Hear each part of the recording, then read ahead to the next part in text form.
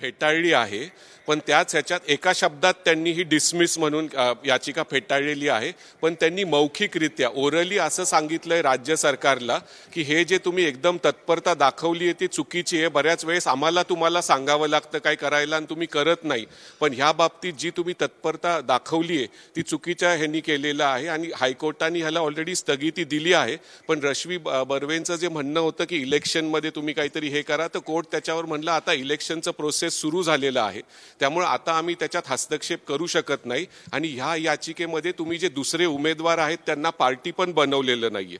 तर दामा शेषाद्री नायडू जे रश्मी बर्वेंचे वकील होते ते म्हणले की हायकोर्टात याचिका आम्ही 2 दिवस आधी दाखल केली, तोपर्यंत विड्रॉवल झालं नव्हतं, तरी कोर्टाने सांगितलंय की आमचे हात बांधलेले आहेत, आम्ही काही करू शकत नाही. पण राज्य सरकारला तुषार मेहता राज्य सरकारच्या वतीने होते आणि मुकुल रोहतगी पण होते. त्यांना सांगण्यात आलं की राज्य सरकारला तुम्ही सांगा की हे जे तुम्ही करताय हे बरोबर नाहीये. पण कोर्टाने तेच सांगितलं की आत्ता ह्याच्यात हस्तक्षेप होऊ शकत नाही. त्याला जे तुमचं जात प्रमाणपत्र अवैध ठरवलं गेलं होतं त्याला हायकोर्टाने ऑलरेडी स्थगिती दिली आहे. पण आता इलेक्शनमध्ये आम्ही कॉन्स्टिट्यूशनल बार असल्यामुळं आम्ही इलेक्शन प्रोसेसमध्ये हस्तक्षेप करू शकत नाही. कारण आर्टिकल 329 ऑफ द कॉन्स्टिट्यूशन सांगतं की एकदा प्रोसेस सुरू झालं की त्याच्यात कोर्ट हस्तक्षेप करू शकत नाही. तर कोर्टाचं ओरल हे सगळं ओरली आहे, मौखिकरित्या त्यांचं म्हणणं होतं की आमचे हात आता बांधले गेलेले आहेत.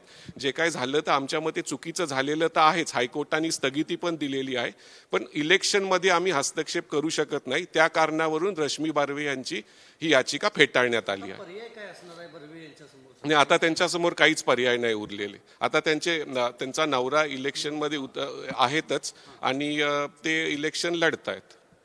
दुसऱ्या कुठल्या प्रकरणाचा दाखला देऊन परत पुनर्विचार याचिका वगैरे असं काही नाही. आता एका शब्दात त्यांनी फक्त ऑर्डर असेल पेटिशन इज डिसमिस्ड, पण त्यांनी फक्त मौखिकरित्या सांगितलंय की हे जे झालं ही तत्परता जी दाखवण्यात आली हे एकदम चुकीची होती आणि एका दिवसात तुम्ही ही कारवाई जी केली ती राज्य सरकारला सांगण्यात यावं की हे चुकीचं झालेलं आहे.